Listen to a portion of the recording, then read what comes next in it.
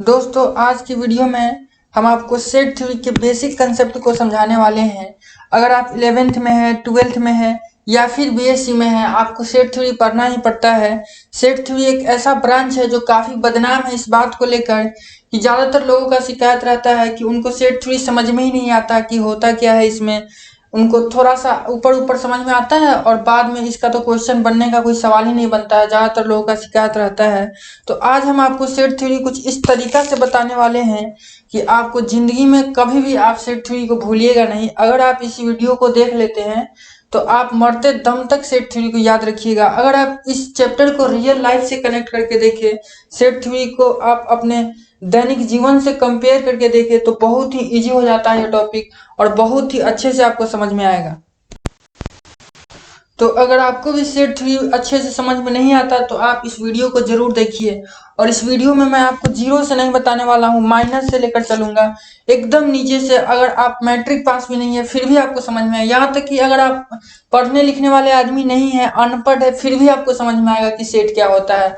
और आप तो 11th-12th का बात करते हैं, ठीक है। तो आपको सबसे पहले हम समझाते हैं कि सेट मतलब क्या होता है। सेट बोलते किसको है, सेट का डिफिनीशन क्या होता है, इस चीज पर हम आपको लेकर चलते हैं सीधा। तो सेट का डिफिनीशन बहुत ही आसान है। सेट बस नंबर ऑफ कलेक्शन, जैसे कि किसी चीज के कलेक्शन को सेट बोलते हैं। जैसे कि आपके पास कोई बहुत सारा सामान है, अगर उसको सजा के रख दिए तो उसी को बोलते हैं सेट। कितना सिंपल है। बस इसमें एक चीज रहता है, वेल डिफाइंड। जो आपके पास सामान है, जिस चीज को आप कलेक्ट कर रहे हैं, जिसका कलेक्शन कर रहे हैं, वह वेल डिफाइन होना चाहिए। अब वेल डिफाइन का मतलब क्या होता है,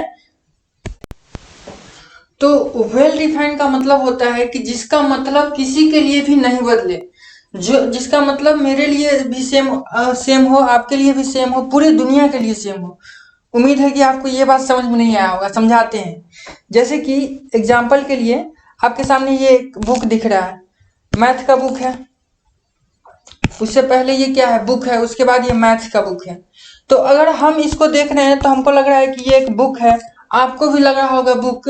दुनिया का कोई भी आदमी आएगा तो कहेगा कि बुक है, किताब है, कहेगा ना। लेकिन अगर हम कहें कि ये बेस्ट बुक है तो कोई कहेगा कि एकदम बकवास है। जिसको मैथ पसंद नहीं वो कहेगा कि ये बुक हमको पसंद नहीं, एकदम बकवास बुक है, तो मेरा बात गलत हो जाएगा। अगर हम कहें कि this book is my favourite, ये मेरा फेवरेट बुक है, तो हो सकता है दूसरे के लिए फेवरेट नहीं होगा। तो जो फेवरेट वर्ड इसके लिए हम यूज कर रहे हैं वह वेल डिफाइन नहीं है। लेकिन अगर हम केवल ये कहें कि ये मैथ का बुक है तो ये वेल डिफाइन है, दुनिया का कोई भी आदमी इसको काट नहीं सकता। कोई आदमी ये आकर नहीं कह सकता कि इतिहास का बुक है, भूगोल का बुक है, पॉलिटी का बुक है, नहीं कह सकता है, क्योंकि ये वेल डिफाइन है कि ये मैथ्स का बुक है, हमको दिख रहा है, ठीक है। तो दुनिया का कोई भी आदमी जिस बात को नहीं काटे उसको वेल डिफाइन कहते हैं। तो यहाँ बात का बात नहीं हो रहा है, यहाँ बात हो रहा है ऑब्जेक्ट का। तो कोई भी ऑब्जेक्ट को वेल डिफाइन कब कहेंगे, जब सब कोई उस ऑब्जेक्ट को वही चीज कहे।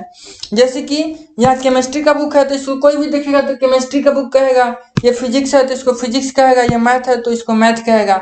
लेकिन अगर हम इसमें अब्स्ट्रैक्ट नाउन लगाते हैं, अगर कहते हैं कि केमिस्ट्री का बुक क्या है, हम मेरा फेवरेट है, अगर केमिस्ट्री का बुक मेरा फेवरेट है तो हो सकता है दूसरे का फेवरेट नहीं होगा। अगर हम कहें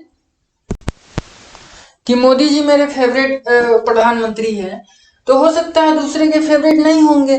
तो ये कहना मेरा जो मोदी जी फेवरेट प्रधानमंत्री है, ये क्या वेल डिफाइंड वर्ड है? नहीं है। वेल डिफाइंड वर्ड किसको बोलेंगे, जो सबके लिए सेम हो। अगर हम कहें कि मोदी जी देश के प्रधानमंत्री है तो ये वेल डिफाइंड वर्ड है, कोई भी आएगा तो वही कहेगा कि हाँ मोदी जी देश के प्रधानमंत्री है, इस बात को कोई काट नहीं सकता क्योंकि वर्तमान में है। तो वेल डिफाइंड मतलब आपको थोड़ा थोड़ा समझ में आ रहा होगा। थोड़ा सा और आपको हम एग्जांपल लेकर समझाते हैं। जैसे कि एक तरफ हम लिए हैं वेल डिफाइंड सेट्स और एक तरफ लिए हैं जो वेल डिफाइंड नहीं है। जैसे कि यहाँ एक सेट दिया है, set of days in a week. तो वीक में जो डेज होते हैं वो तो डिफाइन होते हैं, 7 को डेज होता है, 7 डेज होते हैं, और कौन कौन होते हैं ये भी डिफाइन होता है, तो उसको कोई बदल नहीं सकता, तो उसको बोलेंगे वेल डिफाइंड। अगर हम बोले कि 3 फेवरेट मूवीज इन 2020, तो 3 फेवरेट मूवी अगर बोलेंगे तो सबके लिए फेवरेट अलग अलग हो जाएगा। किसी को कोई पसंद है तो किसी को कोई पसंद है, सबके लिए अलग अलग हो जाएगा, तो इसको वेल डिफाइंड नहीं बोलेंगे। यहाँ हम आपको अभी सेट नहीं समझा रहे हैं, अभी इस पर आएंगे कि सेट कैसे कैसे होता है। अभी केवल वेल डिफाइंड का मतलब समझाने का हम प्रयास कर रहे हैं। जैसे कि अगर हम बोले कि 5 फर्स्ट नेचुरल नंबर, तो 5 फर्स्ट नेचुरल नंबर 1 2 3 4 5 होगा, ये सबके लिए सेम है। कोई आकर ये नहीं कह सकता है कि 5 आपका फर्स्ट नेचुरल नंबर कोई अलग हो जाएगा, ठीक है। अगर 5 बेस्ट प्लेयर की बात करें तो ये वेल डिफाइंड नहीं होगा, सबके लिए बेस्ट अलग अलग हो जाएगा। किसी को कोहली पसंद है, किसी को रोहित पसंद है, सबका प्रायोरिटी अलग अलग है। अब थोड़ा सा और आपको रियल लाइफ के एग्जांपल लेकर हम दिखाते हैं। जैसे कि ये क्लासरूम है सीबीएसई वाला सबका, ये है हम लोग का बिहार बोर्ड वाला का। जैसे ये देख रहे हैं, ये सब बकलोल है, ये सब मोबाइल चला रहा है, मास्टर यहाँ पढ़ा रहा है, और ये देखिए कितना डिसिप्लिन में है बिहार बोर्ड वाला सब। वैसे हम समझाने के लिए आपको फोटो लगाए हैं यहाँ पे। हम यहाँ पे ये समझाना चाह रहे हैं कि जैसे कि क्लासरूम में बहुत सारे स्टूडेंट है, तो अगर हम कहेंगे कि क्लासरूम के सारे स्टूडेंट, तो एक वेल डिफाइंड वर्ड है। लेकिन अगर कहें कि क्लासरूम के सारे इंटेलिजेंट स्टूडेंट, तो ये वेल डिफाइंड नहीं है। जो स्टूडेंट हमारे लिए इंटेलिजेंट है, हो सकता है दूसरे के लिए बकलोल हो। जैसे कि हम मान ले कि भाई मेरे लिए इंटेलिजेंट है, इसको हम फर्स्ट में रखें सजाने में, और इसको दूसरा में रखें, तो कोई आके कहेगा कि नहीं हम इसको फर्स्ट में रखेंगे, इसको सेकेंड में रखेंगे, ये ज्यादा तेज है और ये ज्यादा बकलोल है। तो इंटेलिजेंट का बात करेंगे तो यहाँ अब्स्ट्रैक्ट नाउन आ रहा है, और ये वेल डिफाइंड नहीं होता है। जहां भी अब्स्ट्रैक्ट नाउन आएगा समझ जाइएगा वेल डिफाइंड नहीं होता है, एक पकड़ने का तरीका है। वैसे तो आपको कंसेप्ट हम समझा ही रहे हैं कि कैसे पढ़ना है, जो सबके लिए सेम हो। कोई भी अगर आके कहे, जैसे कि अगर हम बोले कि क्लासरूम के सारे स्टूडेंट हैं, तो कोई भी आके काट नहीं सकता कि स्टूडेंट नहीं है। भले ही बकलोलवा मोबाइल चला रहा है, लेकिन क्लास में बैठा है तो स्टूडेंट है, कोई भी आके कहेगा। और इधर भी अगर देखें तो कोई इसमें अगर हम कहें कि क्लासरूम में बैठे जितने भी व्यक्ति सारे स्टूडेंट है, तो वेल डिफाइंड वर्ड है, क्योंकि ये सारे क्लासरूम में आके बैठे हैं, तो कोई भी देखेगा तो कहेगा स्टूडेंट है। भले ही लड़का है लड़की है, ये अलग बात है, ये हम नहीं बोले हैं, ठीक है। तो आपको धीरे धीरे समझ में आ गया होगा कि वेल डिफाइंड क्या होता है और वेल डिफाइंड जो नहीं है वो क्या होता है। तो अगर वेल डिफाइंड आपको समझ में आ गया तो सेट भी समझ में आ गया। सेट कुछ नहीं है, जो भी वेल डिफाइंड चीज है उस सारे का कलेक्शन, उस सबको एक जगह सजा कर लिख दिया जाता है, चाहे रखा जाता है, उसी को सेट बोलते हैं। फिर हम आते हैं मैथ के बुक वाला एग्जाम्पल पे, यहाँ आपको ज्यादा अच्छे से सेट समझ में आएगा। जैसे कि ये एक वेल डिफाइंड ऑब्जेक्ट है, ऑब्जेक्ट मतलब हिंदी में बोले तो सामान, वस्तु। तो ये जो मैथ का एक बुक है, ये वेल डिफाइंड ऑब्जेक्ट है। ये मैथ का बुक सेट नहीं है, सेट ये मैथ का बुक नहीं है, ये वेल डिफाइंड एक ऑब्जेक्ट है। लेकिन अगर यहाँ 3 गो बुक रख दे हम, वेल डिफाइंड ऑब्जेक्ट 3 गो रख दे, समूह हो जाएगा, तो इसी को बोलेंगे सेट। अब इसी को हम लोग सजा के यहाँ रख देंगे तो बोलेंगे कि सेट है। और सेट सेट किसका है, तो वेल डिफाइंड ऑब्जेक्ट का सेट है, ठीक है। अगर बगैर कुछ होगा नहीं है, वेल डिफाइंड ऑब्जेक्ट का सेट है। सेट के अंदर जितना भी ऑब्जेक्ट है उसको हम अगर कुछ कह रहे हैं तो दूसरा भी आएगा तो वही चीज कहेगा, कोई दूसरा नहीं कह सकता है, ठीक है। आपको कुछ हम एग्जांपल दिखाते हैं। जैसे कि ऊपर वाला देखिए। अच्छा, सेट को लिखने का जो तरीका होता है वो हम लोग ऐसे मिडिल ब्रैकेट के अंदर इसको लिखते हैं, आगे और भी अच्छे से आपको बताएंगे। फिलहाल यहाँ आपको मिडिल ब्रैकेट दिख रहा होगा इसलिए बता दिए हैं, कंफ्यूजन ना रहे। सेट के अंदर ये जो मिडिल ब्रैकेट के अंदर हम लोग सजा सजा करके इस तरीके से कॉमा दे करके लिखते हैं, इसी को बोलते हैं सेट। और इसी को हम लोग सजा के लिखें। जैसे कि आप फर्स्ट एग्जाम्पल में देख रहे हैं, फर्स्ट एग्जाम्पल में क्या है, फर्स्ट एग्जाम्पल में ये एक ज्यामितीय आकृति है सारा का सारा, तो हम कह सकते हैं कि कलेक्शन ऑफ ज्यामितीय आकृति। अब कोई आके थोड़े बोलेगा कि ज्यामितीय आकृति है, नहीं है, यो ज्यामितीय आकृति है, ये भी है, ये भी है, ये भी है, ये भी है, ठीक है। तो ये सारा ज्यामितीय आकृति का कलेक्शन है, और इसको हम लोग बड़ी ही सुंदर से स्मॉल ब्रैकेट, स्मॉल नहीं कह सकते, मिडिल ब्रैकेट में सजा करके कॉमा कॉमा में लिखे हैं, तो इसी को बोलते हैं सेट। तो इसको अगर हमको सेट में बोलना हो तो बोलेंगे सेट ऑफ ज्यामितीय आकृति। अब इंग्लिश हम इसका उतना अच्छे से जानते नहीं है, वैसे ज्यामितीय आकृति है तो ज्योमेट्रिकल शेप वगैरह इस टाइप से होना चाहिए, ज्यादा हम इंग्लिश तो जानते नहीं है, तो इसको बोल सकते हैं सेट ऑफ ज्योमेट्रिकल शेप्स, ठीक है। उसी तरीके से यहाँ देखिए 1 2 4 8 दिया हुआ है, तो हम लोग इसको बोल सकते हैं सेट ऑफ नेचुरल नंबर। ये सारा का सारा 1 2 4 ये सारा 8 नेचुरल नंबर नहीं है तो बोल सकते हैं सेट ऑफ नेचुरल नंबर। अभी देख रहे हैं set of animals, set of flowers, ठीक है। लेकिन अगर हम ये क्या करते, इस सब में से एगो ए में से एगो हे में से रख देते, एगो इसको रख देते, एगो इसको रख देते, एगो इसको रख देते और सेट बना देते तो सब गड़बड़ हो जाता। सेट के अंदर जो होना चाहिए वो एक ही तरह का ऑब्जेक्ट होना चाहिए। अब एगो ज्यामितीय आकृति रख दे, एगो 8 नेचुरल नंबर रख दे, एगो हाथी रख दे, एगो फूल रख दे तो ये क्या हुआ, डिस्को डांस हो जाएगा। तो एक ही तरह का वेल डिफाइंड ऑब्जेक्ट होना चाहिए सेट के अंदर, समझे। वो जो सेट के अंदर ऑब्जेक्ट होना चाहिए उनका आपस में कोई ना कोई लिंक होना चाहिए ना, कलेक्शन होना चाहिए, वो आपस में किसी न किसी रूप में रिलेटेड होना चाहिए। रिलेशन में आपको और अच्छे से हम समझाएंगे, फिलहाल यहाँ थोड़ा थोड़ा आपको बता रहे हैं, ठीक है। तो सेट आपको समझ में आ रहा होगा, जैसे कि यहाँ ABCD लिखा हुआ है तो ये भी एक सेट है, सेट ऑफ अल्फाबेट्स। अल्फाबेट है ना ABCD, तो ये भी तो एक वेल डिफाइंड चीज है। ए लिखा है तो कोई आके थोड़ी कहेगा कि बी है, चाहे बी लिखा है तो कोई आके थोड़ी कहेगा कि ये है। वेल डिफाइंड वर्ड है इसके अंदर, इसको भी बोलेंगे कि ये सेट है। तो रियल लाइफ में अगर कुछ हम लोग एग्जाम्पल देखें तो यहाँ एक क्वाइन कलेक्शन, जैसे कुछ सिक्कों का कलेक्शन है, मान लीजिए कि कोई 1 रुपए का सिक्का है तो आगे थोड़ी कहेगा कि 5 रुपए का ही सिक्का है, वेल डिफाइंड ऑब्जेक्ट है। अब कुछ सिक्कों का अगर हम लोग कलेक्शन कर ले तो वो भी सेट हो जाएगा, सेट ऑफ क्वाइन, इस टाइप से। द इंग्लिश अल्फाबेट आपको यहाँ दिखावे कि ABCD, इवन नंबर और नंबर आप समझते हैं ना, उसका आगे और अच्छे से आपको धीरे धीरे सब बताएंगे, ठीक है। तो उसका भी कलेक्शन क्या हो जाएगा, सेट हो जाएगा। अब जैसे कि सेट को लिखने का तरीका, तो सेट को हम लोग कैपिटल लेटर से डिनोट करते हैं। यहाँ देख रहे हैं ना कैपिटल B लिखा हुआ है, यहाँ स्मॉल b नहीं लिखा हुआ है। क्या है कि सेट का जो हम लोग सेट को हम लोग रिप्रेजेंट क्या बोलते हैं, डिनोट करते हैं, वो कैपिटल लेटर से करते हैं। यहाँ कोई जरूरी नहीं B होगा, A भी हो सकता है, C भी हो सकता है, लेकिन जो भी होगा वो कैपिटल लेटर में होगा। तो इसको सेट का नाम बोलते हैं, ठीक है, इसको सेट नेम बोलते हैं। और उसके बाद ये इक्वल टू के साइन से लिखा जाता है, इतना तो बेसिक बात है, आप समझते होइएगा। और उसके बाद इसमें मिडिल ब्रैकेट दिया जाता है और इसके अंदर का जो भी एलिमेंट होता है उसको कॉमा से सेपरेट किया जाता है अलग अलग। जैसे कि कुछ भी आप सजा करके लिखिएगा तो इसके अंदर अगर मान ली कि ऐसे हम लोग लिख रहे हैं, यहाँ लिख रहा है 5 6 7 8, अब लीजिए इसको कोई पढ़ेगा 5678 तो गड़बड़ हो गया। तो इसी को हम लोग अलग अलग ऐसे करने के लिए कॉमा दे देते हैं ताकि ये 5 अलग 6 7 8 अलग दिखे, ठीक है। तो सेट को इस तरीके से लिखा जाता है। तो इस तरह से हम लोग सेट का डिफिनीशन क्या दे सकते हैं, a set is a collection of well defined objects. एक लाइन का डिफिनीशन है, ठीक है। डिफिनीशन तो ऐसे एग्जाम में पूछेगा नहीं, समझने के लिए आपको दे रहे हैं। The object of set are called elements. Set के अंदर का जो भी ऑब्जेक्ट होता है उसको हम लोग एलिमेंट्स बोलते हैं। जैसे कि ये 1 1 3 2 5 है तो A बराबर है, तो इसके अंदर ये इस 1 को क्या बोलेंगे कि ये 1 सेट A का एक एलिमेंट है, 3 भी एक एलिमेंट है, 2 भी एलिमेंट है, 5 भी एलिमेंट्स है, इस तरीके से बोलते हैं। और जो सेट में हम लोग ब्रैकेट का यूज करते हैं वो ये वाला मिडिल ब्रैकेट यूज करते हैं, यही बात कह रहा है, ठीक है।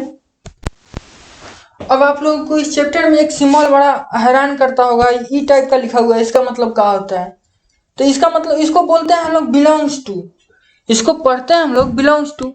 ये सीधा एक ही बात कहता है, जैसे कि सेट के सेट A बराबर, यहाँ मान ली कि सेट A है और लिखा हुआ है सेट A बराबर 1 2 3, तो ये कहता है कि सेट A के अंदर कौन कौन सा एलिमेंट बिलोंग कर रहा है उसी को बताता है। जैसे कि अगर हम यहाँ लिखते हैं जैसे 1 बिलोंग्स टू A, तो ये कह रहा है कि है जो 1 है ना, ये एक लिखा हुआ है और ए में है बिलोंग है साइन दे दिए और इधर A लिख दिए, तो इसका मतलब हो जाता है कि है 1 है सेट A में है।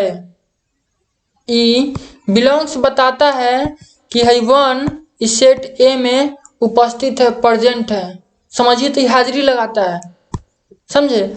है 2 के आगे है लगा दिया सिंबल, तो इसका मतलब हुआ कि इसको 2 को प्रेजेंट करा दिया कहाँ, तो सेट A में। 2 का हाजिरी बन गया सेट A में, मतलब 2 सेट A में है। उसी तरीके से यहाँ 3 के आगे ही लग गया, फिर इसके आगे A लग गया, मतलब ये 3 A में है। बस इतना ही बात बताता है, ठीक है। इसको लिखते कैसे हैं, तो ऐसे पहले बना देते हैं, वैसे डंडा खींच देते हैं, और ऐने से ई लिखिएगा तो गलती हो जाएगा, ये ई होता है, तो ये ई नहीं है, ये बिलोंग्स टू का सिंबल है। बिलोंग्स टू का सिंबल ऐसे C लिखा जाता है और बीच में इसे डैश, तब इसको बोलते हैं बिलोंग्स टू। समझ रहे हैं। तो अगर मान ली कि सेट यहाँ दिया है 1 2 3 4 5, तो क्या 1 बी में बिलोंग करेगा? अगर ये पूछा जाए कि 1 बी में है, तो यहाँ 1 देख रहे हैं बी में है, तो बस 1 के आगे है बिलोंग्स टू का साइन लगा देंगे, हो गया। 5 इसमें है बी में, तो 5 बिलोंग्स टू बी।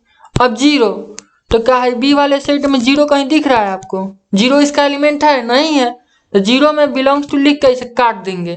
जैसे आप लोग इक्वल टू में लिख के इसे काट देते हैं ना, तो बोला जाता है नॉट इक्वल टू। उसी तरीके से ही बिलोंग्स टू में इसे लिख के काट देंगे तो हो जाएगा नॉट बिलोंग्स टू। ठीक है, उसी तरीके से इसमें 6 नहीं है तो 6 भी लिखेंगे, 6 is not belongs to B. ठीक है, उस तरीके से मान लीजिए कि यहाँ एक बी बराबर सेट है 1 2 3 4 5, फिर यही चीज है। अब इसमें 1 बिलोंग्स टू बी, मतलब इसका मीनिंग लिखा हुआ है कि 1 इज एलिमेंट ऑफ बी। ये 1 बिलोंग्स टू बी लिखने का मतलब होता है कि 1 is an element of B, मतलब 1 क्या है? बी का एक एलिमेंट है। और 6 नॉट बिलोंग्स टू लिखने का मतलब होता है कि 6 बी का एलिमेंट नहीं है।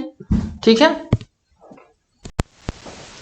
अब हम लोग को पढ़ना है रिप्रेजेंटेशन ऑफ सेट। मतलब सेट को लिखते कैसे हैं? रिप्रेजेंटेशन मतलब यहाँ रिप्रेजेंटेशन का मतलब है लिखना, मतलब सेट को एक्सप्रेस कैसे करते हैं।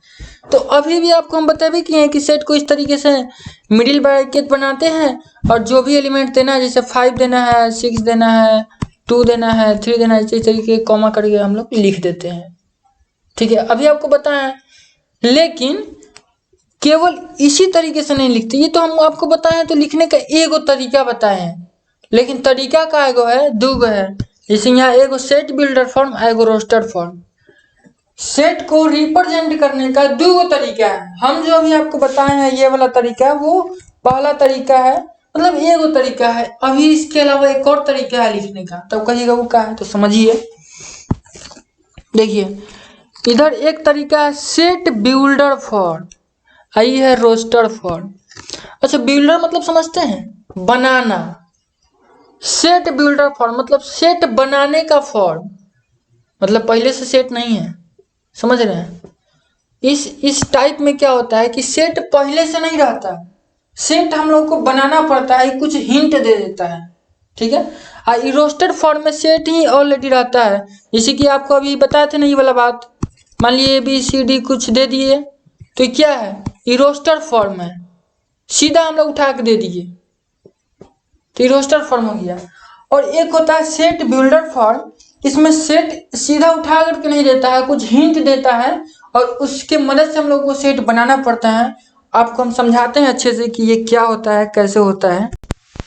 चलिए आपको ABCD पर ही समझाते हैं, ज़्यादा अच्छे से समझ में आएगा आपको। वैसे तो हम कोई भी एग्जाम्पल लेंगे तो आपको अच्छे से समझ में आएगा। ठीक है, इसमें क्या कहता है कि ऐसे को सेट ऐसे मिडिल ब्रैकेट दे देता है, इसमें x दे देता है, बोलता है x के बारे में कि x वह एलिमेंट है जो ABCD के बाद आएगा लेकिन Q के पहले आएगा। अब सुनिए बात, मान लिए कि यहाँ सेट के अंदर मान लिए कि ये मिडिल ब्रैकेट दे दिया और x दे दिया, और कह रहा है x वह सारा एलिमेंट हो सकता है जो ABCD में D के बाद आता हो और Q के पहले आता हो। इसका मतलब क्या हुआ? वो डायरेक्ट है इतना नहीं दिया, है इतना सारा हो जाएगा ना, ये इतना एलिमेंट हो जाएगा, लेकिन वो डायरेक्ट नहीं बोल रहा है। वो ये नहीं कह रहा है कि सेट के अंदर में EFGHIJKLMNOP एलिमेंट है इतना सारा, वो इतना नहीं कह रहा है, इतना झमेला में पढ़ना नहीं चाहता है।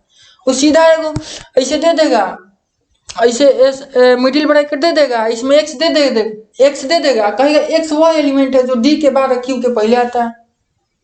तो क्या आपको पता नहीं चल गया कि कौन सा एलिमेंट है? तो ये भी एगो सेट हुआ। क्या है कि सेट के अंदर जो आ रहा है D E F, ये भी तो वेल डिफाइंड वर्ड है ना। अगर इसमें D हम लिख रहे हैं तो कोई देख के थोड़े कहेगा कि E की तरह दिख रहा है, E होगा, नहीं कहेगा। तो ये भी एक सेट हो जा रहा है, तो इसी को बोलते हैं set builder form. Exact set नहीं दिया, सेट बना करके सीधा नहीं दिया हमको, लेकिन कुछ ऐसा हिंट दे दिया जिसके मदद से हम सेट का निर्माण कर सकते हैं, क्रिएट कर सकते हैं, बिल्ड कर सकते हैं, इसीलिए इसको बोलते हैं सेट बिल्डर फॉर्म। ठीक है, जैसे कि यहाँ देखिए एग्जाम्पल दिया है, x दे दिया है और x के बारे में बोला है कि x बराबर n² है, और जहाँ n belongs to capital N है, मतलब नेचुरल नंबर। और n का जो वैल्यू है 6 से छोटा है। मतलब सबको आप जोड़िएगा तो पता चलेगा कि n क्या है, नेचुरल नंबर है। नेचुरल नंबर बराबर 1 2 3 4 ऐसे करते करते कहाँ तक, इन्फिनिटी तक चल जाएगा। लेकिन यहाँ एक कंडीशन दे दिया है कि n का वैल्यू कितना है, 6 से छोटे है। अब n का वैल्यू 6 से छोटा है मतलब कितना होगा, 5 होगा, 4 होगा, 3 होगा, 2 होगा और 1 होगा। चूंकि n जो है नेचुरल नंबर है तो 0 नहीं हो सकता है, 1 2 3 4 ही होगा, 5 ही होगा। अब 5 से आगे इसलिए नहीं बढ़ सकता क्योंकि एक और कंडीशन दिया है कि n का वैल्यू क्या है, 6 से छोटा है।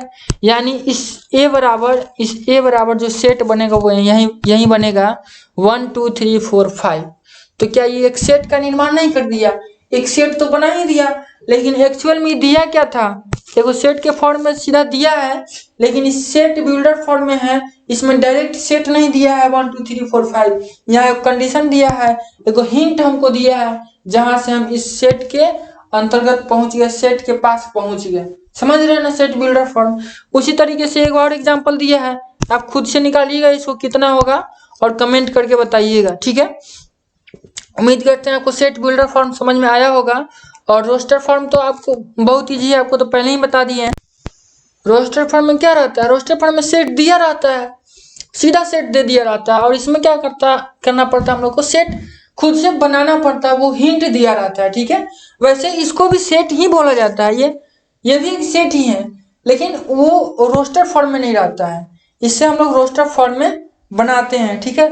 तो उम्मीद करते हैं आपको रिप्रेजेंटेशन ऑफ सेट अच्छे से समझ में आया होगा। अब हम लोग थोड़ा सा इस पर एक दो और एग्जाम्पल देख लेते हैं। जैसे कि यहाँ पे रूल दिया है, रूल क्या वही चीज है। यहाँ पे जैसे कि y दे दिया है और बोला y is a number such that y square बराबर 64। अब बताइए ना, y दिया है और कह रहा है कि y स्क्वायर का वैल्यू 64 होगा। y इस प्रकार से यहाँ पे है कि y का वैल्यू y स्क्वायर बराबर 64 है, तो y का वैल्यू कितना, -8 नटा 8 होगा। इसके अलावा दूसरा कोई भी नंबर नहीं हो सकता है। का 8 और -8 के अलावा दूसरे किसी नंबर का स्क्वायर करिएगा तो 64 आएगा, नहीं आएगा। इसलिए कि जो सेट होगा -8 और 8 होगा। उसी तरीके से है, तो ये सीधा दे दिया है कि x is a letter of the word इतना। अब इस वर्ड का लेटर है x, तो इस वर्ड में जो जो लेटर है वो सारा इसका सेट हो जाएगा। उसी तरीके से यहाँ दिया है z और बोला है कि z is a multiple of 3 and less than 16। z क्या है, 3 का मल्टीपल है, मतलब 3 के पहाड़ा में है। सीधा अगर सिंपल लैंग्वेज में समझना है तो z क्या है, 3 के पहाड़ा में है लेकिन 16 से छोट है। तो 16 से पहले मतलब 15 तक, तो 15 3 के पहाड़ा में कहाँ तक जाएगा, 3 के पहाड़ा पढ़िएगा तो 3 का 3, 3 दूनी 6, 3 3 9, 3 6 12, 3 5 15, 3 6 18। तो 18 नहीं लेना है, क्या कि 18 16 से बड़ा हो जाएगा। इसमें जो कंडीशन है उसमें कंडीशन ये है कि जेड क्या है, 16 से छोटे है, इसलिए 15 तक लिया है। तो इस तरीके से सेट बना है, ठीक है। अब हम लोग अलग अलग कुछ टाइप्स का सेट देखेंगे कि सेट कितने टाइप्स के होते हैं, यानी अगर सीधा कहे तो सेट को हम लोग कितने टाइप्स में बांटे हैं ये देखेंगे। तो वैसे तो ये बहुत सारा सेट है, लेकिन इसको मोटे तौर पर 3 भागों में बांटा गया है, एम्प्टी सेट और फाइनाइट सेट और इनफाइनाइट सेट। इसी के अंतर्गत और बहुत सारा सेट है, इसी के सब पार्ट में आता है इतना सारा सेट। तो टाइम आने पर धीरे धीरे आपको सब एक एक सेट हम बताते चलेंगे। फिलहाल यहाँ पर हम लोग ये 3 जो मोटे तौर पे टाइप है इसको अच्छे से समझते हैं। सबसे पहला हम लोग समझते हैं एम्प्टी सेट। एम्प्टी मतलब होता है खाली सेट, नल सेट, जिसके अंदर कुछ भी ना हो। अब कहिएगा कुछ भी नहीं है तो सेट कैसे होगा, होता है। अगर ऐसा हम खाली ऐसा मिडिल ब्रैकेट बना देते, ये वो सेट है, बस इसके अंदर कोई एलिमेंट नहीं है, इसी को बोलते हैं एम्प्टी सेट, खाली सेट। जैसे कि अगर आपको रियल लाइफ में एग्जांपल देखना हो तो आपको हम बताते हैं। जैसे कि हम एक्स कोई सेट दे दें, सेट के अंदर कोई एक्स लिख दे, कह दे कि एक्स वो लड़की है जो मेकअप नहीं करती है। ऐसा हो सकता है क्या, न हुआ है ना आज तक कहीं होगा। ऐसा कोई लड़की जन्मे नहीं लेगी जो मेकअप नहीं करेगी, यानी इस सेट खाली रह जाएगा। यहाँ एक्स के जगह पर कौन लड़की है नहीं करेगी, तो ये सेट खाली रह जाएगा, तो इसको बोलेंगे एम्प्टी सेट। इसको फाई से डिनोट करते हैं। जैसे कि हर एक सेट को हम लोग किसी न किसी कैपिटल लेटर से डिनोट करते हैं ना, उसी तरीके से हम लोग एम्प्टी सेट को, खाली सेट को इस तरीके से गोल ओ लिखते हैं, 0 ऐसे काट देते हैं, तो इसी को बोलते हैं फाई, तो इसी से डिनोट करते हैं। अगर कहीं पे फाई लिखा है तो इसका मतलब है ये एम्प्टी सेट को दर्शा रहा है, नल सेट को दर्शा रहा है, खाली सेट को दर्शा रहा है। नहीं याद करिएगा, मेकअप नहीं करने वाली लड़की, आपको हम समझाने के लिए बताए हैं, ठीक है। उसी तरीके से अगर एक्स दिया हो और कहा है कि एक्स ऐसा है, ऐसा एक नेता है जो झूठ नहीं बोलने वाले हैं, तो नहीं एक्स के जगह पर कोई है ऐसा नेता आएंगे और नहीं ये सेट बनेगा, ये रह जाएगा, ये खाली रह जाएगा। चाहे एक्स अगर दे दे और बोले कि एक्स वह है जो वह पति पत्नी है जो कभी लड़ते नहीं, तो ऐसा हो सकता है? ये सब पॉसिबल नहीं है, तो ये सेट खाली ही रह जाएगा, ये हो जाएगा फाई सेट, ठीक है। तो ये आपको हम ऐसे एग्जांपल दिए समझाने के लिए, इसको आप मैथ में यूज नहीं कर सकते हैं, आपको समझाने के लिए हम बोले हैं। इसको आप ध्यान में रखिएगा तो आपको जल्दी समझ में आएगा, इसलिए हम बोले हैं। बस सीधा समझिएगा, एम्प्टी सेट होता है, इसके अंदर का एलिमेंट क्या होता है, 0 होता है, मतलब इसके अंदर एलिमेंट होता ही नहीं। 0 भी अगर लिख दीजिएगा तो एलिमेंट हो गया, वो एम्प्टी नहीं होगा, ठीक है। एम्प्टी सेट के अंदर कोई एलिमेंट होता ही नहीं, पूरी तरह से खाली होता है, ठीक है। अगर इसके अंदर फाई लिख दीजिएगा तब क्या होगा, अगर इसके अंदर फाई लिख दीजिएगा तब क्या होगा, तो ये एलिमेंट हो जाएगा, एम्प्टी सेट नहीं है। आप कहिएगा फाई तो खुद ही एम्प्टी सेट है, तो इस सेट के अंदर कुछ तो आ गया, भले वो फाई आया लेकिन आ गया ना, तो ये एम्प्टी नहीं बचेगा। एम्प्टी ऐसे इसको हटा देंगे, अब खाली फाई लिखे तब एम्प्टी सेट है, तब ही नल सेट है, खाली फाई। लेकिन अगर सेट के अंदर फाई लिख दें तो एम्प्टी सेट नहीं होगा, ठीक है, दूसरा सेट हो जाएगा, ठीक है। इसको बोलते हैं सिंगलटोन, क्या बोलते हैं यार, इंग्लिश वाला भी तो स्पेलिंग हमको समझ में नहीं आता। इसको सिंगलटोनियस ऐसे क्या तो बोलते हैं कि सिंगल एलिमेंट रहता है उस सेट के अंदर, वो वाला आ जाएगा, ठीक है। एम्प्टी सेट ही नहीं बचेगा, ठीक है। इसलिए अगर कहीं एग्जाम में क्वेश्चन दे दें कि नीचे दिए गए, हिंदी में बोलते हैं कि नीचे में कौन एम्प्टी सेट है, और एग्जाम ऑप्शन में ही रहे, तो कभी भी आप इसको टिक नहीं करिएगा कि एम्प्टी है, नहीं तो गड़बड़ हो जाएगा, सारा आपका समझना पढ़ना बेकार हो जाएगा। ये एम्प्टी सेट कभी भी नहीं है। देख रहे हैं यहाँ दिया है ए बराबर खाली सेट दिया है, बराबर फाई दिया है, इस सेट के अंदर फाई नहीं दिया है, ठीक है, इस सिंगलटोनियस सेट हो जाएगा, ठीक है। तो एम्प्टी सेट उम्मीद करते हैं आपको समझ में आ गया हो। जैसे कि यहाँ एक एग्जांपल दिया है, समझ लीजिए, ए बराबर x is a natural number less than 1। अभी कह रहा है कि एक्स इसमें ऐसा नंबर है कि जो नेचुरल है और 1 से छोटा है, तो 1 से छोटा कोई नेचुरल नंबर होता है? नहीं होता है। तो 1 से छोटा नेचुरल नंबर कब होगा नहीं, एक्स के जगह पर आएगा कोई भी वैल्यू, और जब एक्स की जगह पर कुछ वैल्यू ही नहीं आएगा तो सेट बन भी नहीं करेगा, सेट के अंदर कोई एलिमेंट नहीं होगा, तो एम्प्टी सेट होगा ही नहीं, ठीक है। उसके बाद अब हम लोग समझते हैं फाइनाइट सेट।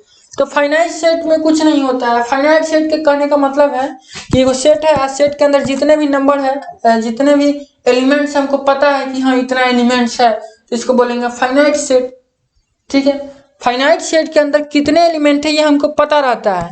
और अगर इनफाइनाइट सेट का बात करें तो इनफाइनाइट सेट, पहले ही आप देख रहे हैं इनफाइनाइट, इसके अंदर इनफाइनाइट एलिमेंट्स होते हैं, हमको पता ही नहीं चलता कितना एलिमेंट है इसमें।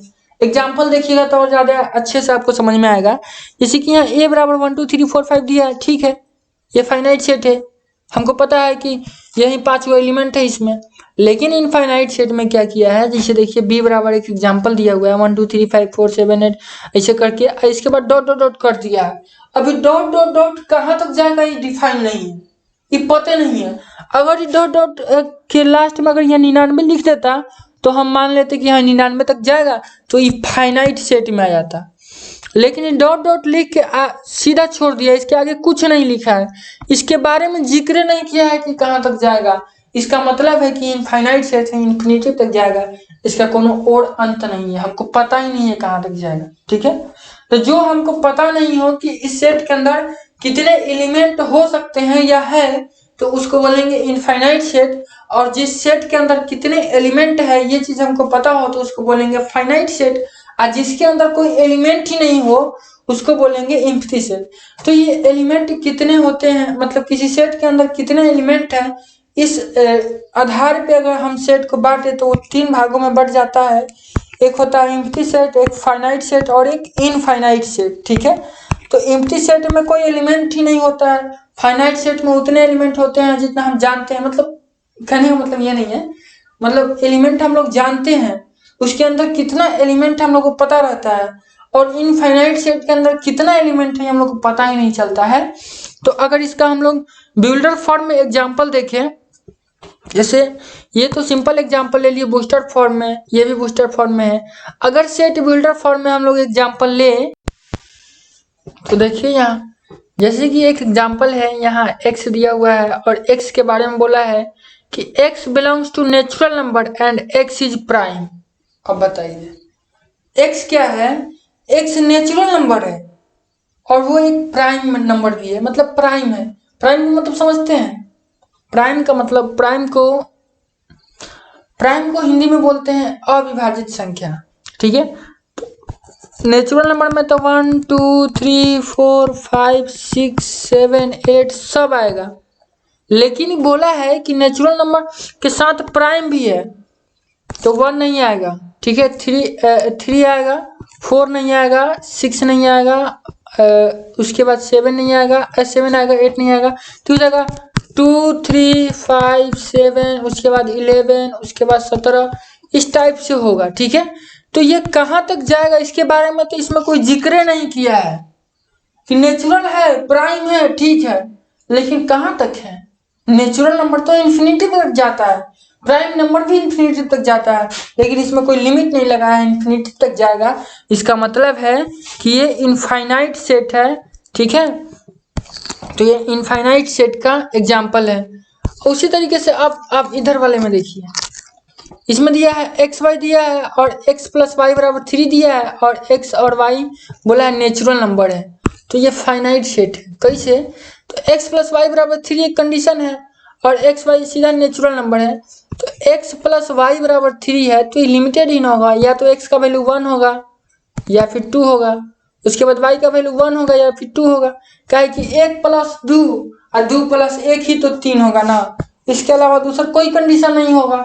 यानी हमको पता है कि इसके अंदर का एलिमेंट क्या क्या हो सकता है, तो ये क्या हो जाएगा, फाइनाइट सेट हो जाएगा, ठीक है। उसके बाद फिर ये एग्जांपल दिया है the set of month in a year. अब एक साल में कितने महीने होते हैं ये भी तुमको पता है, 12 महीने होते हैं, यानी इस सेट के अंदर कितने एलिमेंट होंगे, 12 एलिमेंट होंगे, ये हमको पता है, इसलिए क्या है, ये फाइनाइट सेट है।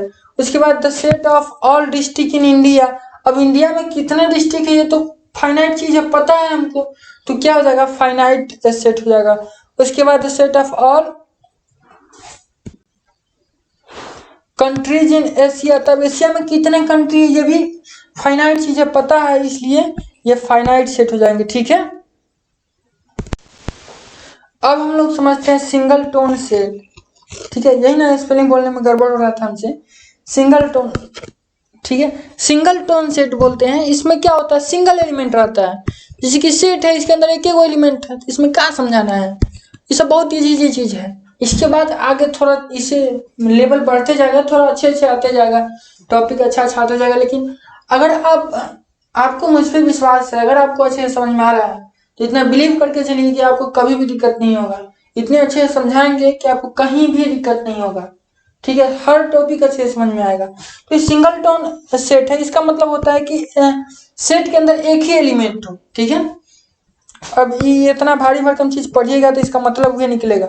देखिए आई वाला एग्जांपल यहाँ दिया है ना, सेट के अंदर 5, सेट के अंदर 5 क्या होगा, सिंगल टोन सेट हो जाएगा, क्योंकि इसके अंदर एक एलिमेंट हो गया 5, ठीक है। तो यहाँ पे एग्जांपल दिया हुआ जैसे कि x belongs to natural number, और ये x के बारे में बोला है कि x एक नेचुरल नंबर है, और उसके साथ में क्या है कि ये 7 से बड़ा है और 9 से छोटा है। अरे भाई 7 से बड़ का और 9 से छोट का, बीच में 8 ना होगा, और कहिएगा 7.123, तो ये नेचुरल नंबर नहीं होता है। x के बारे में क्या बोला है कि नेचुरल नंबर है, और 7 से बड़का है और 9 से छोटा है।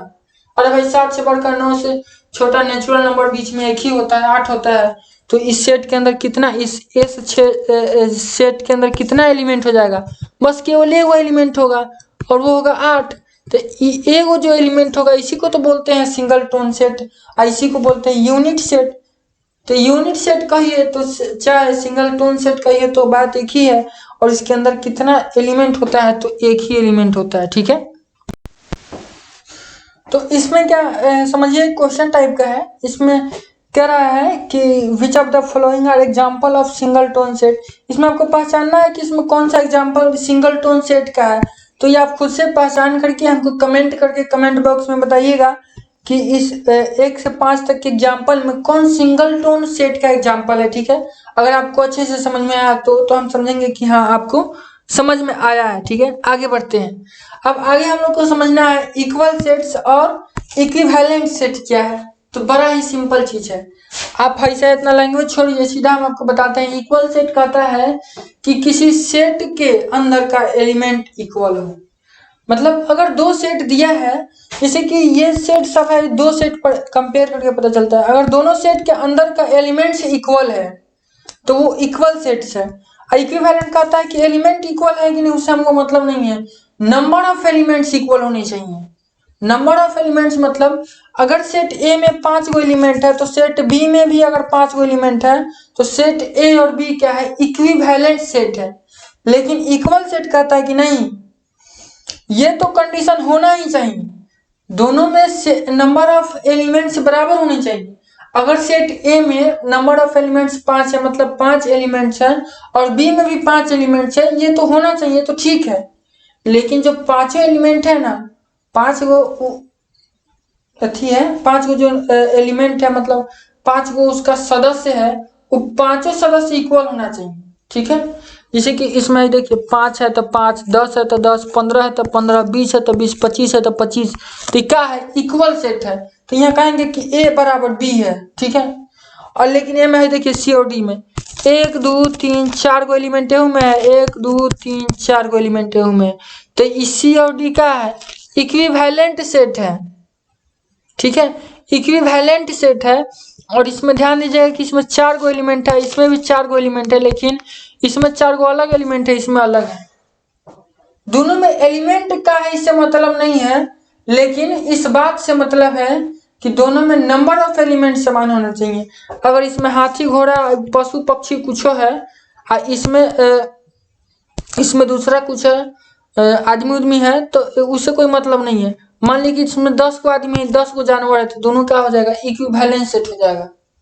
लेकिन हाई इक्वल सेट कहता है कि ना, इन्हें 10 गो आदमी है तो ओहो वाली के सेट में 10 गो आदमी होना चाहिए, तभी इक्वल है। आदमी बराबर जानवर कैसे हो जाएगा, समझ रहे हैं। तो जरा आप हमको बताइए कि जो फ्लावर वाला सेट है और हाई नंबर वाला जो सेट है, ये दोनों इक्वल सेट है कि इक्विवेलेंट सेट है। दोनों में 4 गो एलिमेंट है, यहू में और यहू में, देख रहे हैं ना। तो आप हमको कमेंट करके बताइएगा कि ये दोनों इक्वल सेट है या इक्विवेलेंट सेट है, या फिर दोनों नहीं है या फिर दोनों है, ठीक है। आप हमको कमेंट करके जरूर बताइएगा, तब हमको पता चलेगा कि आपको समझ में आ रहा है कि नहीं आ रहा है, ठीक है। तो हम लोग यही थे ना, इक्वल और इक्विवेलेंट पे, ठीक है। तो इक्वल में क्या होता है कि नंबर ऑफ सेट के साथ साथ एलिमेंट्स भी इक्वल होते हैं, और इक्विवेलेंट्स में केवल नंबर ऑफ एलिमेंट्स इक्वल होते हैं, ठीक है। कुछ एग्जांपल हम लोग लेते हैं, जैसे कि सेट ए में दिया है ABCDE, मतलब 5 गो लेटर है, और इसमें दिया है सेट बी में जनवरी फरवरी मार्च अप्रैल मई 5 मंथ, ये दोनों का है इक्विवेलेंस है, समझ रहे हैं। इक्वल नहीं, इक्विवेलेंस है। ये अलग गाथा गा रहा है, ये ABCD पढ़ रहा है, आई जनवरी फरवरी पढ़ रहा है, लेकिन दोनों क्या है, इक्विवेलेंस है। क्या है कि इहो 5 गो अक्षर पढ़ा है और इहो 5 गो महीना पढ़ा है, समझ रहे हैं ना। अब इसमें देखिए ABCD है, देखिए ABC और D, अभी उल्टा पलटी है, समझ रहे हैं। है इसमें भी ABCD ही और इसमें भी ABCD ही है, लेकिन आगे पीछे, इसमें A पहले है तो इसमें C पहले है, लेकिन बात तो एक ही है ना। भले ही आगे पीछे, लेकिन एलिमेंट्स सारा सेम है। इहो ABC और D से मिल करके बना है ये सेट, और इहो सेट ABCD से मिल के बना है। इसलिए हम लोग कहेंगे कि दोनों सेट इक्वल है, भले ही एलिमेंट्स आगे पीछे हैं, लेकिन सेट क्या है, इक्वल है। ये इक्वल सेट का एग्जाम्पल है, ठीक है। और ये इक्विवेलेंस सेट का एग्जांपल है, ठीक है, जनवरी फरवरी और ABCD वाला। अच्छा, थोड़ा सा और हम लोग बात समझते हैं। जैसे कि अगर सेट के अंदर कोई सेट दिया है और इसके अंदर हम लिख दिए 1 2 2, तो E बराबर हो जाएगा 1 2 के। अगर हम लिख दिए 1 1 1 3 3 2 2, इस टाइप से अगर लिख दिए तो E बराबर हो जाएगा 1 2 3 के। कहने का मतलब ये है कि सेट के अंदर अगर एक ही चीज को आप बार बार लिखते हैं तो इसका कोई मतलब ही नहीं बनता है। सेट के अंदर एक चीज को एक ही बार लिखा जाता है, ठीक है। जैसे कि यहाँ 2 को हमने 2 बार लिखा है तो इसका मतलब कुछ नहीं है, गलत भी नहीं है, सही भी नहीं है। इस 2 को एक ही बार लिखा जाएगा, यहाँ एक बार लिख दिया ना, ठीक है। उसी तरीके से अगर आप जैसे कि यहाँ 1 को हम 3 बार लिखे हैं, 3 को 2 बार लिखे हैं, 2 को 2 बार लिखे, इसका कोई मतलब नहीं बनता है। अरे है तो ये 1 2 3 से ही मिलकर ना बना है, तो एक ही बार लिखो ना भाई, क्या दिक्कत है। 1 2 3 हो गया, बस यही सेट है, इसके बराबर हो गई। बार बार 2 3 लिखने का इसका कोई मतलब नहीं बनता है। तो इसी तरीके से यहाँ A बराबर दिया हुआ है 1 2 और 3 को 2 बार लिख दिया है, तो किसके बराबर हो जाएगा। 3 को जो 2 बार लिखा हुआ है, 3 को 2 बार लिखा हुआ, तो इसका मतलब है 1 2 और 3, बस 2 बार लिखने का जरूरत नहीं है। अब इसमें भी देखिए 1 को 2 बार लिख दिया तो इसको भी लिखने का जरूरत नहीं है, इसी ना लिखे 1 2 3। अब बताइए दोनों सेट बराबर हो गया कि नहीं, हो गया। इसीलिए हम लोग कह सकते हैं कि यहाँ A बराबर B है, दोनों सेट क्या है, आपस में इक्वल है। भले ही यहाँ आपको इक्वल दिख नहीं रहा होगा क्योंकि इसमें 3 को 2 बार लिख दिया, इसमें 1 को 2 बार लिख दिया है, लेकिन अल्टीमेटली इसका मतलब कुछ बनता ही नहीं है, ठीक है। अगर एक ही चीज को 2 बार लिख दिए तो बस सेट के अंदर उसको नेग्लेक्ट कर सकते हैं, उसको छोड़ सकते हैं, एक ही बार लिख सकते हैं, ठीक है। अब हम लोग कुछ सिंबल समझते हैं। जैसे कि अगर कहीं पे n लिखा हुआ है तो n डिनोट करता है नेचुरल नंबर के सेट को, ठीक है। जैसे कि हम लोग नेचुरल नंबर का सेट क्या लिखेंगे, आज गलती लिखा था सूरा, 0 से शुरू कर दिया, नेचुरल नंबर 1 से होता है, गलती लिखा है। जैसे कि अगर हम लोग नेचुरल नंबर का सेट बनाना चाहें और कहें कि नेचुरल नंबर से एक सेट बनाइए, तो क्या करेंगे 1 2 3 4 5, कहाँ तक जाएगा। नेचुरल नंबर इन्फिनेटिव होता है, तो इन्फिनेटिव तक का हम इसको लिखते रहे, कहाँ तक लिखेंगे, यहाँ तक डॉट डॉट करके। इन्फिनेटिव नहीं भी लिखेंगे तो कोई बात नहीं है, यहाँ बंद कर देंगे। किस सेट का एग्जाम्पल है, इनफाइनाइट सेट का एग्जाम्पल है, ठीक है। तो ये जो लिखे है ना सेट, इसी को शॉर्टकट में हम लोग n लिख सकते हैं। जैसे कि आपको बताया है ना कि एम्प्टी सेट को 5 से डिनोट करते हैं, तो उसी तरीके से है जो नेचुरल नंबर से हम लोग सेट बना रहे हैं, इसको n से डिनोट करते हैं। इसको लिख सकते हैं n बराबर, पेन चेंज करते हैं, ब्लैक पर ब्लैक नहीं दिख रहा है, इसको हम लोग लिख सकते हैं n बराबर n बराबर हो जाएगा इतना, हाई सेट, समझ रहे हैं। n बराबर है नेचुरल नंबर का सेट। उसी तरीके से z बराबर होता है इंटीजर का सेट, समझ रहे हैं। इंटीजर में माइनस उनस सब आता है, 0 से लेके माइनस प्लस सब पूरा नेचुरल नंबर आ जाता है। और हाई जेड प्लस का मतलब होता है इसमें माइनस वाला नहीं आएगा, इसे इंटीजर में माइनस से प्लस तक सारा आता है। तो जेड प्लस अगर लिखते हैं ना तो उसमें माइनस वाला ही हट जाता है, जैसे -1 नहीं आएगा, ये -2 से थोड़ा नहीं आएगा, ठीक है। तो जेड प्लस किसको डिनोट करेगा, सेट ऑफ पॉजिटिव इंटीजर को, और Z minus set of negative integer को डिनोट करेगा। उसी तरीके से आर रियल नंबर को डिनोट करेगा, R plus positive real number को, R minus negative real number को डिनोट करेगा। आर स्क्वायर मतलब हो जाएगा पॉइंट्स इन द प्लेन, समझ रहे हैं। जैसे कोई प्लेन समझते हैं, जैसे कि यही लिखा हुआ है तो सारा चीज प्लेन है। प्लेन कहने का सीधा मतलब समझ लीजिए, जहाँ कोऑर्डिनेट वाला बात आया, 2 कोऑर्डिनेट हो तो उसको बोलते हैं प्लेन। जैसे कि यहाँ कोई बिंदु लेते हैं तो इसमें क्या देते हैं, इसका x कोऑर्डिनेट y कोऑर्डिनेट, तो x कोऑर्डिनेट y कोऑर्डिनेट दे रहे हैं, काहे कि ये बिंदु जो है एक प्लेन में स्थित है, ठीक है। तो प्लेन में जितना भी बिंदु स्थित होगा उस सबका भी तो एगो सेट हो जाएगा, तो उसी सेट को बोलते हैं आर स्क्वायर से डिनोट करते हैं, और इसको बोलते हैं point in the plane, set of all points in the plane, ठीक है। और क्यू रेशनल नंबर को डिनोट करेगा, रेशनल नंबर के सेट को Q plus positive rational number और Q minus negative rational number, और है जो है वो तिरछा दिख रहा है, ये एक्चुअली में तिरछा नहीं है, इसे सीधा है, इसको इसी को तो बोलते हैं फाई। आपको बताए थे ना एम्प्टी सेट, तो इसको एम्प्टी सेट को फाई से डिनोट करेंगे। ठीक है, तो ये कुछ सिंबल थे। तो उम्मीद करते हैं आपको बहुत अच्छे से इतना चीज समझ में आया होगा सेट 3। और हम चाह रहे हैं कि वीडियो बहुत लंबा हो रहा है, बहुत ज़्यादा अब आगे नहीं बढ़ने के लिए आप इतना को रिवीजन जब तक करिए। इस वीडियो के लिए बस इतना ही रहने देते हैं। नेक्स्ट वीडियो में फिर से हम कंटिन्यू करेंगे और फिर से आपको जबरदस्त तरीके से आपको आगे का टॉपिक हम समझाएंगे। कुछ सेट का टाइप्स बचा हुआ है, सबसेट बचा हुआ है, बहुत सारा चीज आपको सेट में समझाना है। ये तो बहुत ही बेसिक चीजें थी जो आपको अच्छे से समझ में आई होंगी, आगे भी आपको अच्छे से समझ में आएगा। तो वीडियो को लास्ट तक देखने के लिए बहुत बहुत आपका धन्यवाद, और मिलेंगे अब हम लोग नेक्स्ट वीडियो में।